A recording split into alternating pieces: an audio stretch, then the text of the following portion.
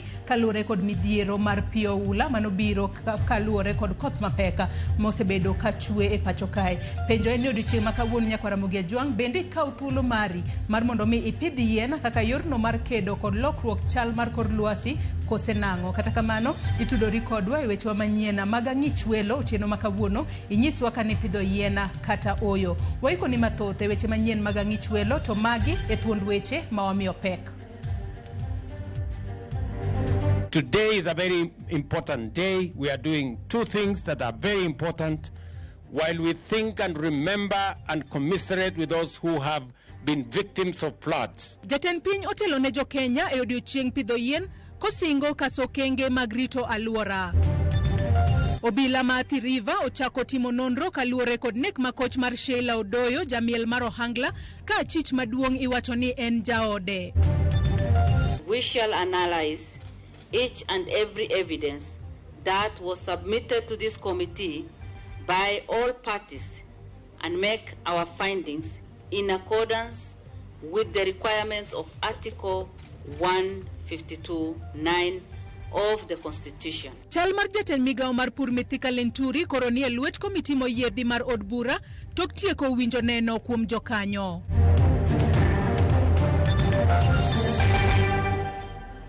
Nyakwara Mugi Ajwang' mago kaachiel kod mamoko mathoth e yor adimba arwakni machiegni yie mar mondo mi bed kodwa nyaka e giko mar weche manyien mag ang'ich welo.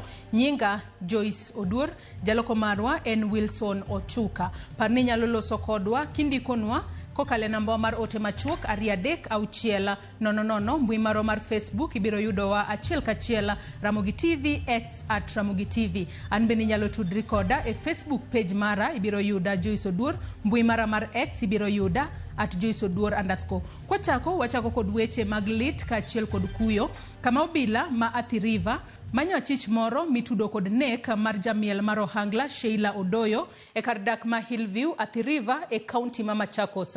Kaluore kod lipot mar obila, ringre Sheila no yud e ode chieng' tich ang'wen kar saa 7 mar odiochieng' kod nyare mane rik tero ne chiem migago kachiena. Ne walimo ode e kaachiel kod kare mar timo ohala mayudore Umoja kendo ma ilipota mawaikoni. Kar saa 7 odiochieng' mar tich ang'wen, jodak ma Hillview Athi River e kaunti ma Machakos nobedo kod buok bang' winjo nduru kowuok e ot namba 27 kama nyar mosenindo noyudo ringre mingi e yotanda. Kaluore kod jiran gi Richard Chesebe, masira makamano okelo negi buok gin bende kaka jodak makanyo nikech onge koko moramora mane giwinjo kowuok e odno otieno mane masira makamano otimore. Mimi ndio ni immediate neighbor, lakini nafikiria ukiangalia estate na vile nyumba zetu zimetengenezwa si rahisi ujui chenye kinaendelea sana kwa jirani.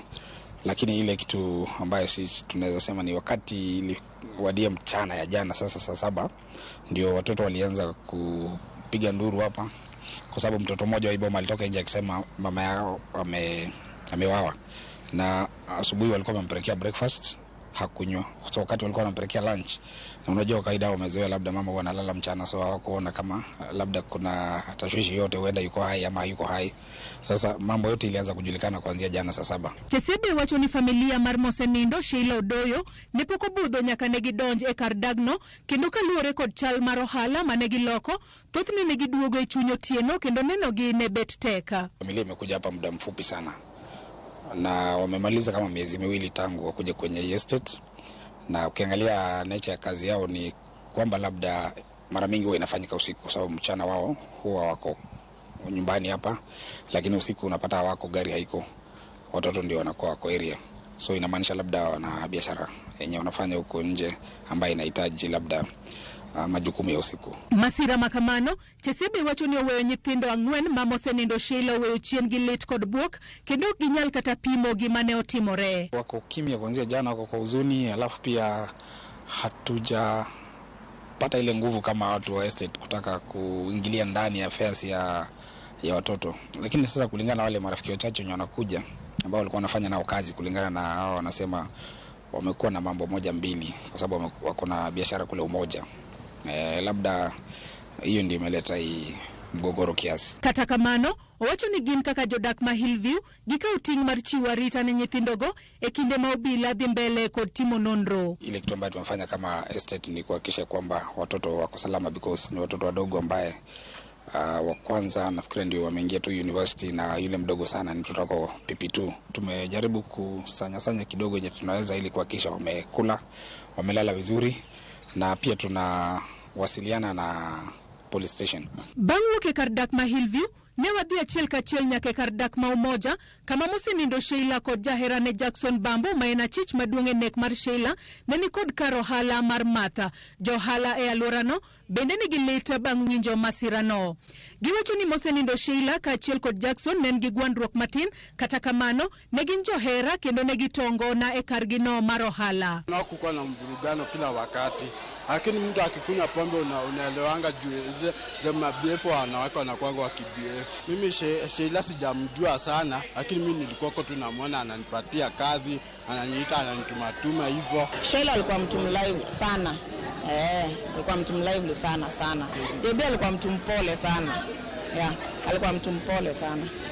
Sasa hatuwezi jua kilichofanya akafanya hicho kitendo. Kaluwore kod lipot mar obila, ringre Sheila Odoyo noyudi e otanda mare kong'ad ng'ute. OCPD matesend obila ma Athi River Lucky Tone mane wawuoyo godo e yor simu owacho ni gitimo nonro e wi nek makamano, ka bende gimanyo ndach Jackson Bambo ma en achich maduong' e nek mar Sheila ma nyaka sani oloro simbege duto kendo nonene mogik e gwenge ma Narok tok wilo nyamburko mane owuok godo. Nyakora Mugia Jwang' en gino malit ahinya, kendo en lipot ma podi wabiro medo luonu machiegni mar mondo mi wachiw ni ler, kendo wageno ni familia mar mosenindo Sheila Odoyo kaachiel kod nyithinde biro bedo ka yudo ratiro margi kaluwore kod neka mar migi. To mana kaka iwinjo, obila podi dhi mbele kod timo nonro margi kendo manya chicha ma itudo kod neka makamano. Kwa dhi mbele kod weche manyien en ni jatend piny Kenya otelo ne oganda jo Kenya e chenro mag pidho yiende e konde mopogore pachoka. Jotelo kod jopiny ne oloro apise gi kawuono kendo keto e tim chik mane jatend piny ogolo juma mokalo ni ji okaw yueyo kawuono chieng' tich abich. Kawuono bende jo Kenya ne paro jogo mane owito ngimagi e masira mane okel kod oula. Sirikal ojiwo oganda modak e genga oche mondo odar. Cleophas Oluoch miyo waler kaka jotelo ne otelo e chenrogo mag pidho yiende. Higa mokalo sirkal ne ochako chenro mag pidho yiende ka gin kod ageta mar pidho yiende maromo bilion 15 e pacho kae kochopo higa mar 2032. Oganda ne oyudo thuolo odiochieng' ma kawuono mar yueyo kendo ne ojiwgi mondo gipidh yiende. Jatend piny Kenya William Ruto ne otelo ne oganda jo Kenya e chenro mar pidho yiende konde mopogore pacho ka. Ne ochako pidho yiende e bungu ma Karua Forest mayudore Maragwa e kaunti ma Murang'a. Ruto oyango ni mano biro konyo e duoko piny kethruok mar kor lwasi. Today is a very important day. We are doing two things that are very important while we think and remember and commiserate with those who have been victims of floods. Today we also do what we must to prevent and to deal with climate change by making sure that we do something about our environment. Pith magiende makawuono timore kinde ma sirkal daro jopiny kawuok e genga oche. Jatend piny Kenya oyango ni Kenya opidho yiende maromo milion 200 kawuono. Afadhali jameni, mimi nataka niwaulize, tuondoke katika sehemu ya barabara ya maji. Wale wanaishi katika riparian reserve, tumesema tutawasaidia, tutawarelocate na tutawapatia msaada, and that is the reason today in Kenya we are planting 200 million trees in a single day as part of our plan to plant 15 billion trees in 10 years. Jotend migepe mopogore opogore pacho ka ne ochopo mar konyo e chenrogi. Jatend migao mar arita Kithure Kindiki olero chenro ma sirkal oketo e kedo kod lokruok mar kor lwasi. Nimesema katika mwezi mmoja umepita tumepoteza zaidi ya watu 257 ambao wamekufa kwa sababu ya maji. Hiyo ni tisho kubwa sana katika usalama wetu. Hata wale magaidi tunapigana nao hawajaua watu wengi hivyo. katika miaka ambayo imetangulia hapa. Jima ogedo e Ngaoche bende omi CM makende mondo gidar nono to sirkal biro darogi. Lazima watoke katika sehemu zilizotongewa mito kulingana na sheria za nchi yetu. Tujionego dar nango. Sababu ni kwanza kabisa ni kwa usalama wao. Na pili ni kwa sababu ya usalama wetu sisi zote kama taifa, kwa sababu janga kama hili ni tisho kwa usalama wa taifa letu. Minod jatend piny Kenya Rachel Ruto opuoyo jopiny kuom wuok oko kendo pidho yien odiochiengni ma kawuono. Asanteni sana kwa kazi nzuri ambayo mmeweza kufanya ya kupanda miti. Na tunashukuru Mungu maana hata rais wetu ameweza kuja kuwa na sisi. Jatend piny Kenya William Ruto olando ni jatend joten migepe Musalia Mudavadi biro telo e chenro mag pidho yiende juma manyien chieng' wuok tich, kaeto bang'e migepe ka migepe biro luwo nyaka chieng' Kenya chop lek mage. Penjo maduong' ma ipenjo en ang'o momiyo wapidho yien. Yiende opidhe gwenge mathoth ahinya odiochieng' ma kawuono ma ohula osebedo ka kele midhiero. Cleophas Oluoch, Ramogi TV. Jatend migao mar Piny Kipchumba Murkomen oyango ni migape dhi kawo bunge mag gembe mayudore kar chung' od bura ma Suba North kendo gidhi pidhe yiende tielo milion 3 kaka yorno mar konyo e bero alworano kod kedo gi pek ma ikelo gi lokruok mar kor lwasi. Ma oyango e chenro pidho yien ma bende notim e kaunti ma Migori. Ali Abich nigi mathoth. Chenro mar pith yien e kaunti ma Homa Bay ne otere bunge mag gembe ma yudore kar chung' od bura ma Suba North mano pidhe tielo mag yiende 100,000. Chenro ma bende ne otele kod jatend migao mar Piny e pacho ka Kipchumba Murkomen. Tunajua kwamba tuko na janga taifa letu, na hiyo janga imetokana na ile shida ya tabianchi, ile inaitwa climate change. Lazima sisi leo tupande miti kubadilisha ile climate yetu yenye tuko nayo kama taifa. Na hii sio ati itakuwa ni kazi ya wizara ya msitu peke yake, hapana. Hii ni kila mmoja, kila Mkenya. Bunge mag gembe en achiel kuom bunge kaunti ma Homa Bay mani kod kwand yiende mani piny ma okel kod wach ng'olo yiende aoyaye ka Murkomen ne oyango ni migao mare no koro dhi kawo bungu no kendo gidhi chung' e chenro mar pith yien tielo milion 3 kendo gibiro neno ni yiende go eko riti. Sisi tumeadopt hii forest imekuwa yetu permanently mpaka ijae miti. Na kwa hivyo nimepata chairman wa CFA hapo hapa.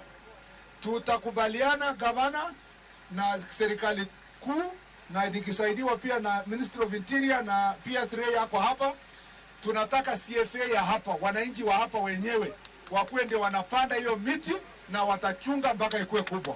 Jagoro maungirore e migao mar arita Dr. Raymond Omolo gi gavana ma Homa Bay Gladys Wanga ma bende noyuoro chenro mar pith yien e gode mag gembe ne oyango ber mar tiyo kanyakla e wach mar pith yien mar kedo gi pek mikelo gi lokruok mar kor lwasi. Our national government administration officers are at hand to work closely with our colleagues from Kenya Forestry and the county government and the local leadership to ensure that in a matter of years these hills will not be as bare as they are today. Change na hii mambo ya deforestation, it does not affect one government or the other. That is why we are united here to plant trees. Na tumesema si mchezo. Na kama umekuja kupanda mti moja, pole. Pole sana, because we are each planting more than 100+ trees. Chenro mar pith yien bende odhi nyime kaunti ma Migori mane otele kod jagoro maungirore e migao mar somo ma ochung'ne kuonde tiegruok mag lwedo mane okwayo jodak e kaunti no mondo were kod tim mar ketho yien kod aoche manie alwora no. Ne ojiwo jopiny mawuok e kaunti ma Migori mondo odhi nyime kod pith mar yien kaka yor kedo kod pek mikelo kod lokruok mar kor lwasi. Today was 100,000 trees for this county where I have been sent, and divided by the sub-county. Every sub-county is supposed to do 8,400 trees. We can, as an individual, as a country, as individuals, take the responsibility and ensure that our environment is recovered. Samoro ndalo ma oro biro wayudo ka pi jomokunyo yewni wayudo ka yewni giduono nikech pi moromo ok donje i lo mondo pi ogudre lo kuma gijagudore ga ntiere banks mag pi e lo ka koro kwa pedho yien to banks mag lo gi bro recharge iluongo gi ni aquifers bro recharge mano konyo wa wawegi kata kapok wawacho wach mar global warming. Yien mwapidho gi bende nitiere gi tije mopogore opogore moko wanyalo tiyo go wawegi e miechewa. Wanyalo timo go gik mang'eny moko kuom gi wapidho go nyaka jamni. Koro miyo onego wapidha yien kata kwa wach mar climate change wapidh mondo umuhimu mwayudo ber margi okwongo konywa monde kapok wadhi handle climate change. Alia Beach, Ramogi TV, Homa Bay. Nyakora Mugejwang penjo ni kawuono ne en odiochieng' holiday mar pidho yien. Pidho yiende adi? Kalo ni yiende makamano gikonyo e rakruok koda chala mar kor lwasi manyaka sani koro okethore ahinya pachoka kendo jiwo ji duto mar mondo mi opidh yiende. Kata bedo no kipidho yien kawuono inyalo pango odiochieng' machielo mar mondo mi ipidh yien ikonya e bero lwasi mano mar piny Kenya. Kawadhi mbele en ni lit kod kuyo nokwako gwenge ma Mai Mahiu e sama ne iko jodak 13 kuom 61 mane wito ngimagi tok pi oula ywerogi. Ji 13 go ne oiki e gwenge ma opogore. 3 kuomgi ne gin nyithindo tok nyasi makanyakla mane otim e gwenge ma Kamusira. Jaod bura ma Naivasha Jane Kihara nokuyo kod jodago kosingo wach miyogi kama nyien mar dake kendo konyogi gero udi manyien.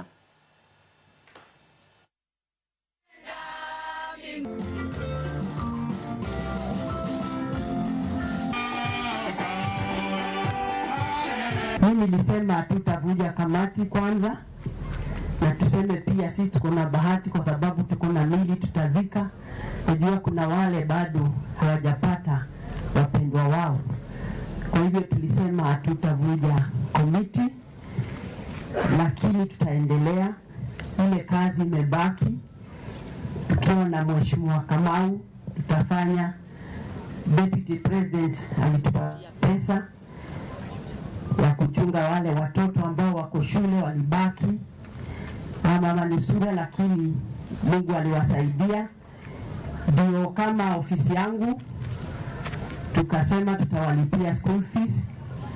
Deputy President alisema tuwanunulie viatu na nguo na vitabu. Kwa hivyo na hiyo pesa alipeana. Kwa hivyo hiyo kazi tutaendelea kufanya. Watu wenye tunaoboleza ni watoto wadogo wenye tunalea, watoto wenye tumelelewa na wao. Sio janga rahisi hata kidogo. Ni ile tu hata hii kusimama mnatuona tunasimama tu ni kwa sababu tu Mungu ako na hiyo. Yaani ametupea tu hiyo nguvu. Kando na kujengewa tunataka counselors kwa sababu hawa watu wako traumatized kwa jambo ambalo wamepitia, kwa sababu kupoteza watu wenyu zaidi ya mmoja, wawili, watatu sio jambo rahisi. Nyakora Mugejwang yena mar mondo mi akaw yoyo mokwongo e weche manyien magang'ich welo kapok wakaw yweyo. Wayasoma ne moko kuom ote. Ogutu John mano engineer Ogutu mar Wells Tech Engineering Nairobi wacho ni Joyce Ramogi TV ler imara daima buore kae atimo mos ne familia mar Sheila Letnde but keny ka otamore to ok chun were urugi kwe Jehova Nyasaye mondo nyithindo modong' chiena. Erokamano ahinya kuom ote makamano. Ote machielo iwacho ka ni Ramogi TV Janet Ouko mar Opasi Migori amor ahinya gi chenro mar pith yien. Ramogi TV choponwa maler seme korwenje koth ema ogoyo wa mapek. Hawi maber odhine Wilfred Arindo mar Oyunde an Bishop David Mbai. Ote machielo wacho ka ni Joyce Oduor aneno Ramogi TV an jamta woda wasiboda kawuono na pidho yien sawa sawa. Wacho ka ni tielo 15 pod amedogi. Erokamano ahinya kuom ote magi Nyakora Mugejwang med mana kete Ramogi TV amodho pi matin aduogo kod weche manyiena magang'ich welo. Kik idhi mabor.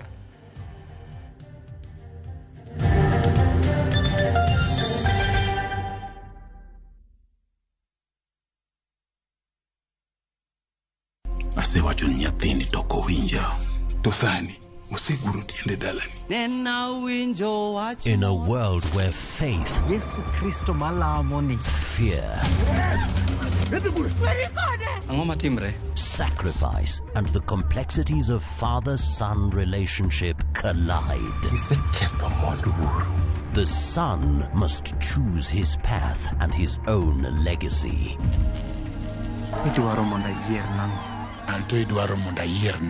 Watch this emotional and riveting story of Dennis in Where the River Divides. Watch the best content on the go only on Viusasa.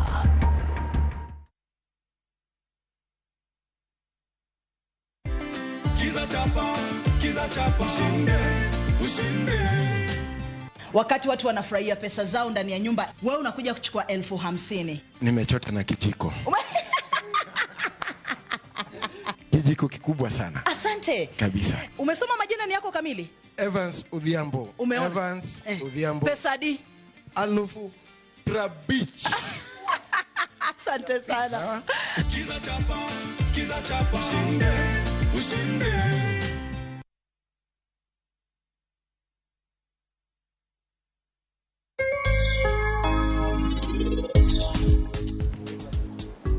Chumano. Achiwa dhikani. Bwana dogani ni made nindo ugutie no bwana. Kuso. Na mwenye izini kanindo gulu chingu kadhi nindo ugutie.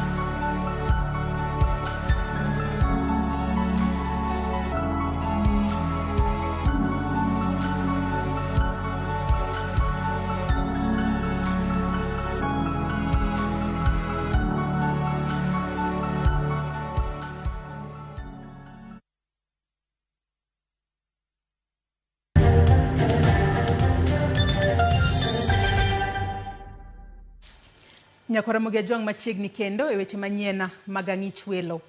Migawo mar somo ogolo chenro ne skunde e wi okenge ma owinjo gi keti motelo ne yawo skunde wuok tich e juma manyien.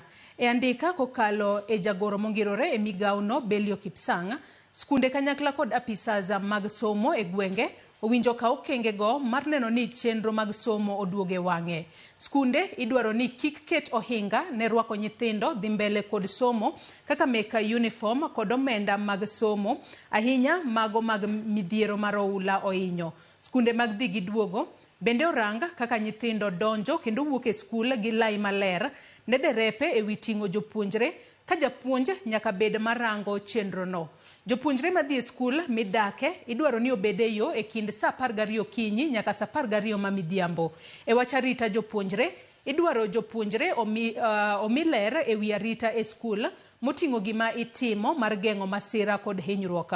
Kuonde mokethore e skul bende nyaka losi ka bende idwaro ni giketi ohinga mag geng'o pi oula kendo neno ni klese ni kare. E weche mag puonj skunde idwaro olutarige mag puonj ne tamni kaka nolandi ka idwaro ni gilos somo mamoko kinde ma olala mane skunde olor kaluwore kod pi oula. Kamano bende kaluwore kod koth mamedo chwe, kapo ni koth mapek nyalo ketho chenro, jopuonjre madhi ot to duogo e skul idwaro ni oketnegi seche mag donjo kendo wuok e skul kaluwore kod hikgi. Jotend skunde bende idwaro ni ong'i kaka jopuonjre kod jopuonj bede skul kipimo kod kinde mamoko kendo go lipot kapo ni kwan ni medore. Kaluwore kod medruok thuolo landruok tuoche malandore kod pi, skunde idwaro mondo oket okenge makare moting'o chiwo pi maler, rito chope maber e kind chenro mamoko mag ler. Kamano bende migawo mar somo dwaro ni mondo oket chenro mar chiwo hocho ne jopuonjre kod jopuonj manoyudo midhiero mar pi oula kod koth mapek mosebedo ka chwe pacho ka. E wi magi duto, tiyo machiegni e kind jokanyo mopogore ne ikruok kedo kod midhiero machalo kod mae dwarore. Skunde obed kod tudruok machiegni kod jopuonjre kod jonyuol e wi weche manyalo tucha.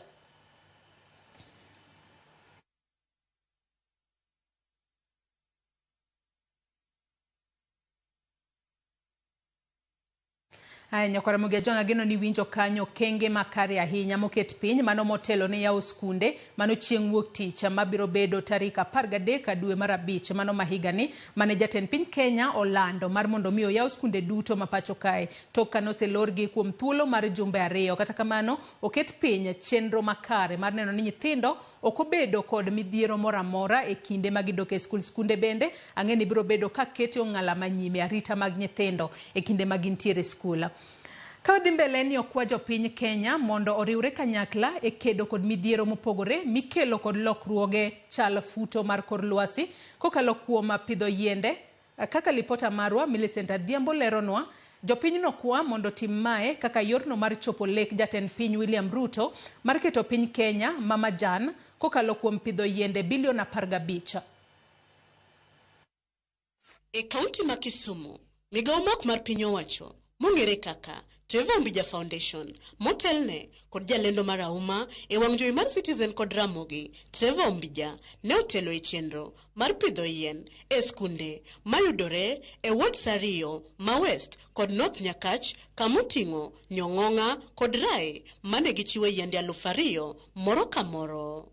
Kano wach gi sirikal ni kawuono mondo wayanga chieng' mar pidho yien. Wan kaka migawo mar Trevor Ombija Foundation no watimo mano mwaikore makoro pidho yien mar 4,000 alfari pidho kawuono ka West Nyakach Nyong'ong'a kwa wuok ka kendo chapani nyaka Rai mantie North Nyakach baketo kuro yien 2,000. Wan gi pina mapong' wuok ka nikech yien tin. Pi yamo akano to goyo nam to donjo ga paka e dho gengni to muko gengni mar nam nikech yien onge.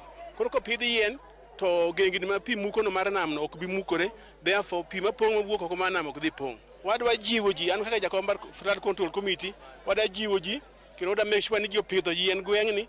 Wadhi tiyo gi chief mochimo manyien Seth Agwanda mondo konyo mobilize ji mondo wayud yien mang'eny mondo wapidh yien nikech koro kwatimo mano to kobiro gi chandruok kech bang' flood wan gi chandruok mar oro. Migawo no bende ochwalo kony mag chiemo kod gik mamoko ma jogo mane oula odaro miechgi nyalo konyore godo e alworano e kindeni ma midhiero mar oula pod okwako gwenge mopogore pachoka. Jowa makagi ncha wan gi chandruok mar pi. Piny chopong' kaka ma jomoko dar kung'iyo chien ka magi jomodak ka modar e miechgi. Be kaka migawo wakelo negi chiemo kawuono wadwa miyo ji maromo 1,200 mogo mar kuon to gi mogo mar nyuka. Kopogore gi mano bende wakelo negi mattresses ma ginyalo ninde to gi tents bende wakelo minyalo ninde nikech kawuono wayudo ni skunde yawo chieng' Monday koro skunde manya ji okampe ji dhi e skul na koro giwuogi koro wakelo tents mondo koro ka giwuok kanyo yud kama gidake kata kuonde go ma gibede. E kaunti ma Siaya, jatend migawo mar jotije Moses Kuria notelo e chenro mar pidho yien e skul primar ma Mulaha kuma ne ojiwo jo Kenya mondo nywak lwedo kanyakla e pidho yien kaka yorno mar konyo e rito alwora. Wach mane osir kod jotelo wetene mane owuotho godo mane otielo ni pidho yien e yo manyalo konyo e kedo kod midhiero mopogore kaka mag oula e kind mamoko. It is never too late to do the right thing, and that is why we came here today and we are doing this across all 47 counties.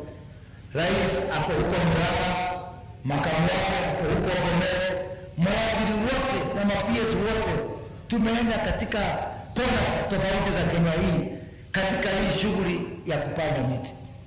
Hii shughuli vile mnaambiwa tunalenga kupanda miche bilioni 15 katika kipindi cha miaka 10.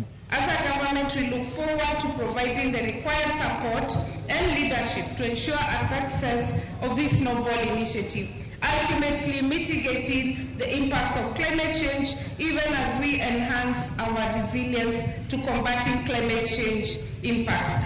Ewi mano, mau yiende 600,000 ne opidhi Siaya. Bang' migawo ma ong'ere kaka Waneka Funds to Pandemity Program golo yiende maromo milion 10 ne jopur mopogore e kor gwenge ma pachoka. Magi duto ne odhi nyime kaka yorno maringo odiochieng' makende mane owal kawuono mar pidho yien pachoka kaka yorno mar keto Kenya mamajan kendo kedo kod midhiero kaka mag oula, oro kod mamoko mikelo kod lokruok e chal futo mar kor lwasi. Millicent Adhiambo, Ramogi TV.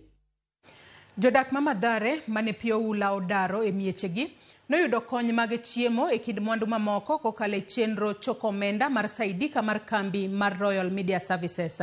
Jodakgo masani ogoyo tach e kar tiegruok mar Mathare Vocational Training Center noyudo kony mosebeda kichwalo kokalo e chenrono kokalo e simu ka idiyo *802#. Kambi goyo punda mar Shabiki notudore kod Saidika kendo chiwo tangi mar lita 10,000 mar konyo kano pi maler.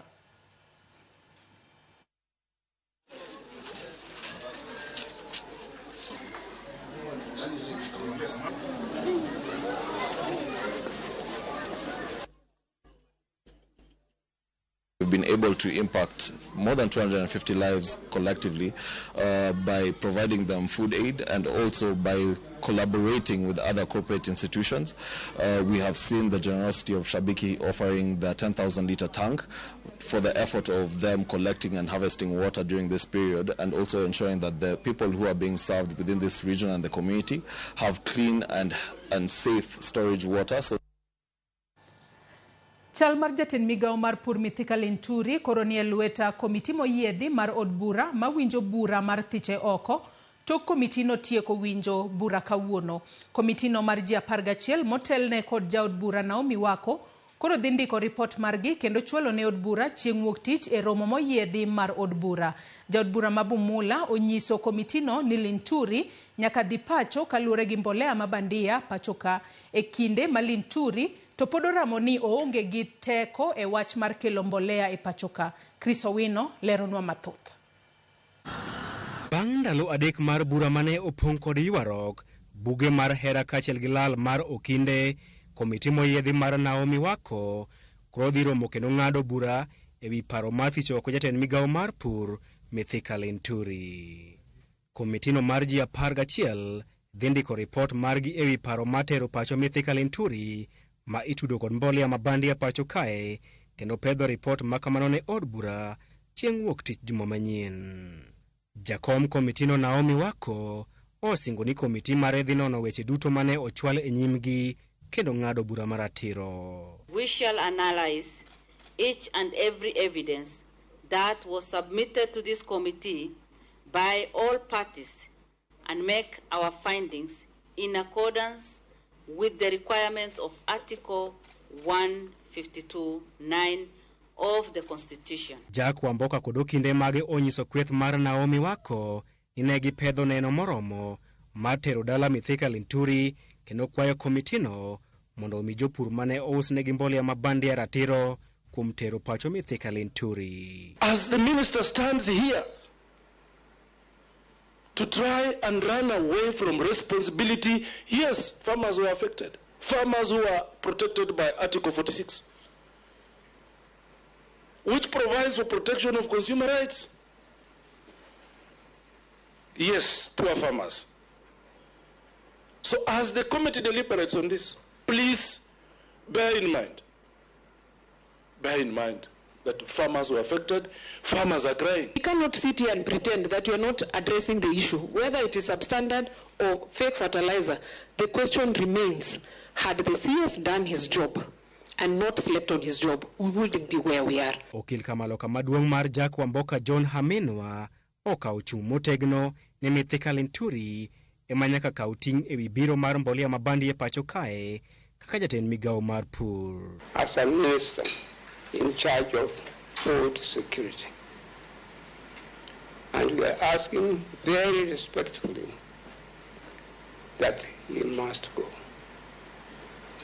You will be failing in your duties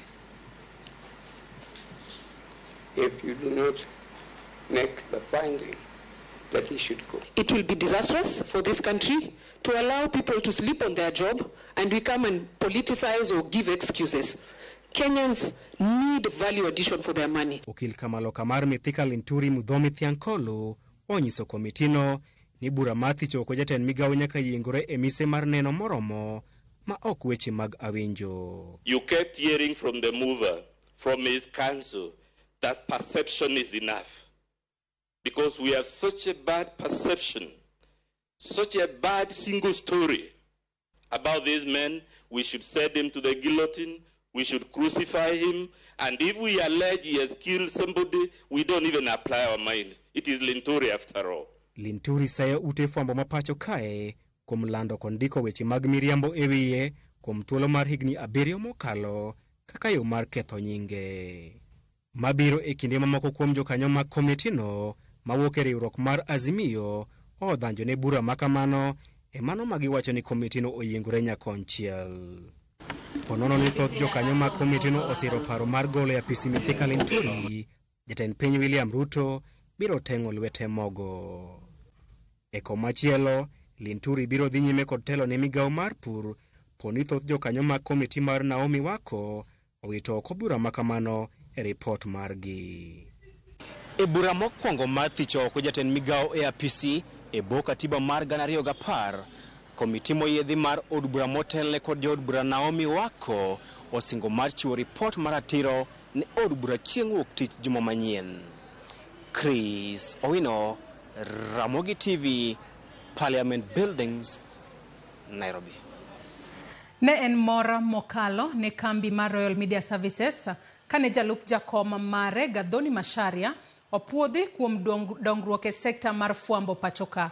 Poth makamae ochiw kokale chenro mar All Africa Media Leaders Summit. E nyasi manotimo tieno manyoro bore Nairobi, Gathoni Macharia, ma en jalup jakom e kambi mar Royal Media Services, ne opuodhi kod mich mar Lifetime Achievement Award ne tije mar dongruok e sekta mar fwambo pachoka. Goes to one Purity Macharia. She's the recipient of this Lifetime Achievement Awards. Purity Macharia is the Vice Chairperson of the Royal Media Services. Renee Macau will be able to receive the award on her behalf. Gathoni Macharia opuodhi e keto kenge kokale tesende mag Royal Media Services moting'o tesende tipo adek mano Citizen, Ramogi kod Inoro, kanyakla kod Nyakalondo maromo 14. I stand before you deeply humbled and profoundly moved by this Lifetime Achievement Award. To be recognized by esteemed peers and colleagues is an honor that resonates not just through my career, but through the very core of my personal ethos. Royal Media Services has been more than just a workplace for me. It has been a garden where my passion for media and communication has been nurtured, a platform where I have had the privilege to inform, educate, and entertain our beloved audiences. This award, while it bears my name, is truly a testament to the collective spirit and dedication of every individual at Royal Media Services. This award is for the nights, the late nights, the breaking news, the stories that changed lives, and the voices that found a home through our channels. Korwa Commissioner Elo Mrs. Macharia, apisa e kambi mar Royal Media Services Renee nosomo ote mare kochiwo morne e yudo mich makamano mochiw kod All Africa Media Leaders Summit. We are also proud of Citizen TV, which is Kenya's #1 national broadcaster that is English-based, and our more recent babies, that's Inoro TV that transmits in Kikuyu, and Ramogi TV that transmits in Luo, which are all current market leaders. To my family, my anchor and my compass, your unwavering support has been my source of strength. To our viewers and our listeners, your trust is our most cherished award. As I accept this honor, I'm reminded that our journey does not end here. The landscape of media is ever changing, and we must continue to adapt, innovate, and lead with integrity. Joma moko mopuodhi e michno oting'o mane en jatend piny machon ma Nigeria Olusegun Obasanjo, ma bende ne en jafwambo.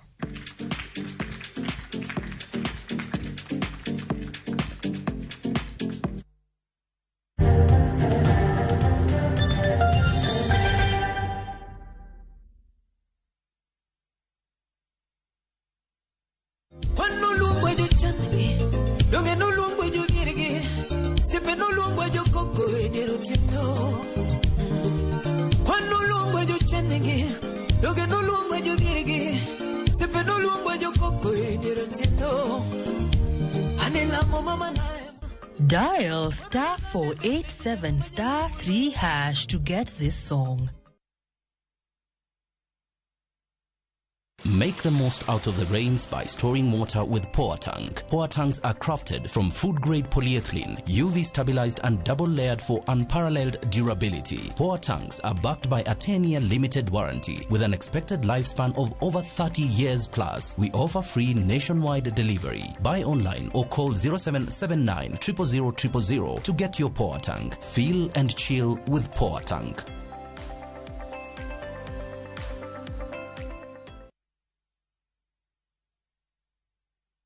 The recent floods have devastated communities across Kenya. Families have been left homeless and stranded, some forced to seek refuge in public primary schools with no food or shelter. Their lives turned upside down. But there's hope in the strength of numbers. Kenyans of goodwill are coming together to donate and help families affected by the floods rebuild their lives. Every donation, big or small, will make a difference. Let's come together and help a Kenyan rebuild their life. To donate, dial *802#, then select option 2 for the Kenya Flood Funds Drive, then input the amount you wish to donate to assist floods victims or visit saidika.co.ke. Your donation will go towards helping families affected by floods.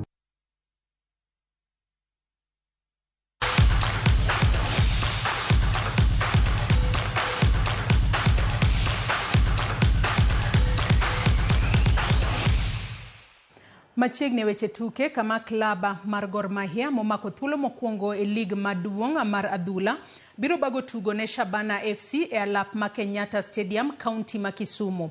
Pewe makasarani gi Nyayo olor kitimone gi gedo ka pewe mamoko moting'o Machakos Stadium okethore nikech kotha.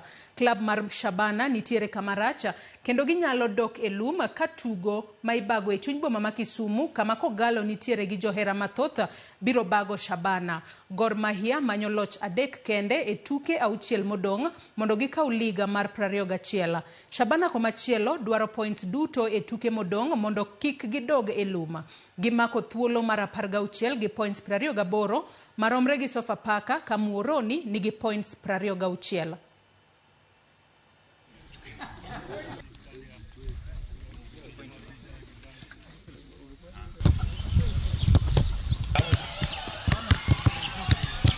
Oh yeah.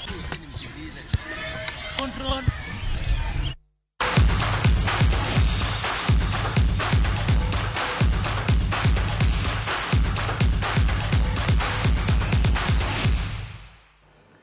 Nyakwara Mugejongi kanye mochopo godo e giko mar weche manyiena mag ang'ich welo otieno makawuono. Yiena mar mondo mi asoma mana ote matina kaito watieka chenro mar ang'ich welo. Iwacho ka ni awuoro kaka Ombija pidho yiena ber ahinya mag randi ka wuok game apuoye. Iwacho ka ni Joyce Oduor Ramogi chopo nwa malauda and clear. Watimo mos ne anyuola mar Sheila Litndi an Omondi Felix ka wuok Kombewa. Ote machielo mabende poduoro nwa kokale Facebook mano Vitalis Ochieng wuod game Karariu wacho ni Joyce Oduor amor kodi kendo weche manyien chopo na e yo makare gi sechegi. Mos makende ne familia mane midhiero mar oula omako ka jite mabende kalo e gi pi mamuomo kunde magidake. Lamek Omedo awuonda wacho ni wan pamoja from Migori Oyani Masai. Caleb Kingware bende wacho ni warito neno nyar kochia. Aya med mana kete Ramogi TV. Nyako Ramogi Ajwang' wachope giko mar chenro mar ang'ich welo gi kanyo. Erokamano ahinya kuom bedo kodwa. Warom kendo e weche manyiena mago imore. Oriti masani nyinga Joyce Oduor ne antiere kae kod jaloko marwa Wilson Ochuka.